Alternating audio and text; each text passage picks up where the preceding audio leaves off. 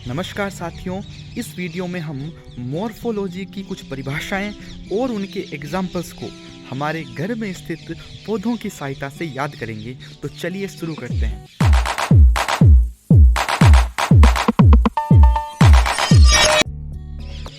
सबसे पहले बात करते हैं पर्ण विन्यास के बारे में। तो पर्ण विन्यास क्या होता है? तने या फिर शाखा पर पत्तियों के विन्यस्त रहने या अरेंज होने के क्रम को हम पर्ण विन्यास कहते हैं। ये पर्ण विन्यास 3 प्रकार के होते हैं: एकांतर पर्ण विन्यास, सम्मुख पर्ण विन्यास और चक्राकार पर्ण विन्यास। तो सबसे पहले हम बात करते हैं एकांतर पर्ण विन्यास के बारे में। एकांतर पर्ण विन्यास के 3 एग्जाम्पल एनसीईआरटी के अंदर दे रखे हैं: गुड़हल, सरसों और सूरजमुखी।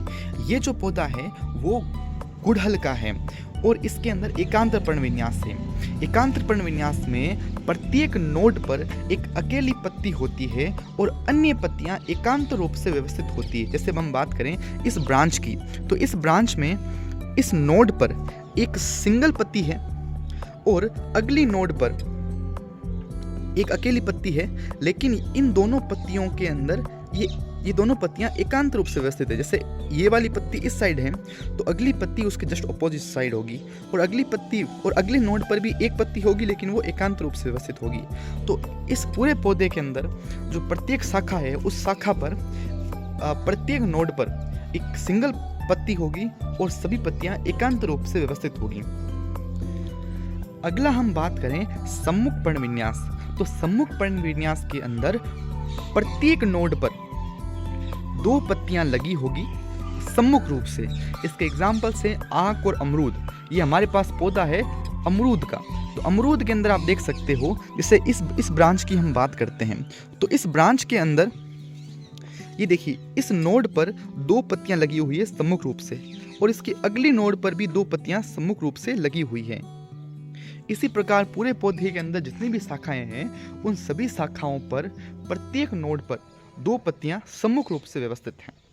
और एक तीसरा पर्ण विन्यास पाया जाता है जो कि चक्राकार पर्ण विन्यास होता है। इस चक्राकार पर्ण विन्यास के अंदर एक नोड पर या फिर प्रत्येक नोड पर बहुत सारी पत्तियां एक चक्कर के रूप में लगी होती है। एग्जाम्पल की बात करें तो एग्जाम्पल एनसीईआरटी में दे रखा है एल्स्टटोनिया ट्री, या जिसे डेविल ट्री कहते हैं, और एक एग्जाम्पल दे रखा है चंपा का।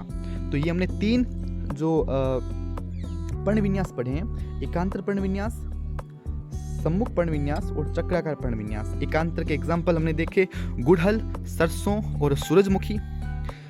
फिर हमने देखा ये अमरूद वाला, आक और अमरूद सम्मुख के, और एक चंपा या एल्स्टटोनिया ट्री या डेविल ट्री चक्राकार पर्ण विन्यास का।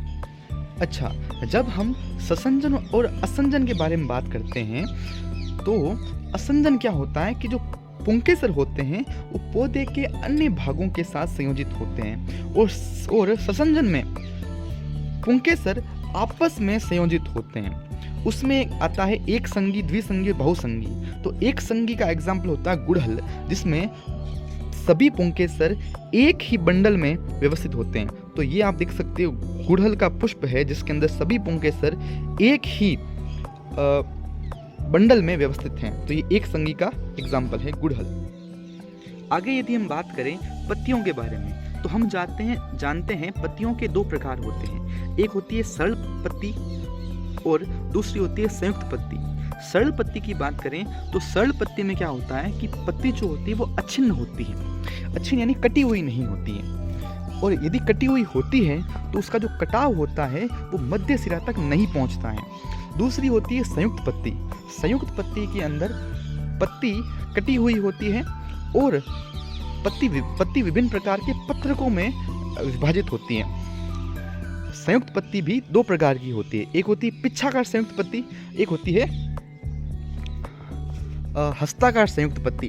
यदि हम बात करें पिच्छाकार संयुक्त पत्ती की, तो पिच्छाकार संयुक्त पत्ती के एग्जाम्पल हैं नीम, और वहीं पर हस्ताकार संयुक्त पत्ती की एग्जाम्पल है सिल्क कॉटन ट्री। तो हम इसमें बात करते हैं पिच्छाकार संयुक्त पत्ती के बारे में, जो कि हमारे पास जो नीम का पौधा है उसकी सहायता से। देखिए, ये हमारे पास मीठे नीम का पौधा है।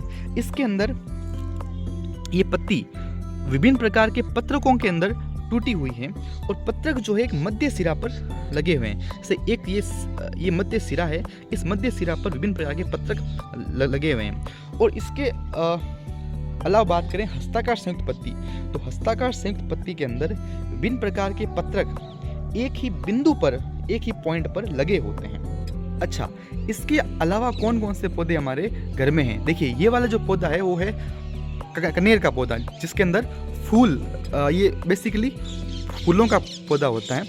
उसके अलावा ये हमारे पास तुलसी लगी हुई है, और ये है अशोका का पौधा।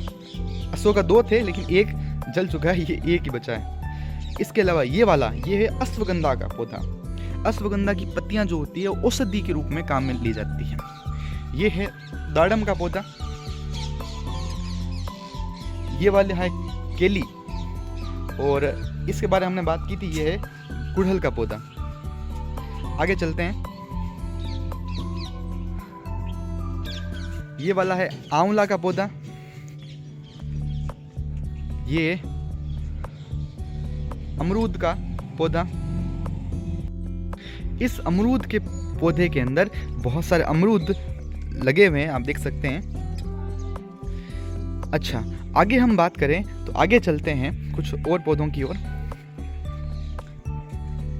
तो ये देख सकते हैं, ये हमारे पास एलोवेरा या फिर गंवार भाटा का पौधा है। और ये वाला पौधा बेर का है। इस पर बेर लगते हैं, इस मौसम में नहीं लगे हुए हैं। अगेन ये एलोवेरा का पौधा। उसके बाद ये खजूर, ये अगेन केली, और ये मीठा नीम का पौधा।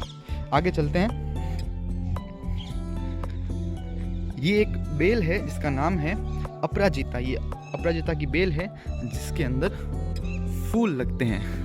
ये देख सकते हो, ये फूल अभी जड़ चुके हैं लेकिन इस प्रकार के फूल लगते हैं। तो ये था वीडियो। इसके अगले वीडियो में हम व्हाइट बोर्ड पर मॉर्फोलॉजी चैप्टर के जितने भी एग्जाम्पल्स हैं, जितनी भी चीज़ें हैं, उन सबको डिटेल में पढ़ेंगे। तब तक इस चैनल को सब्सक्राइब करें। बहुत बहुत धन्यवाद। जय हिंद।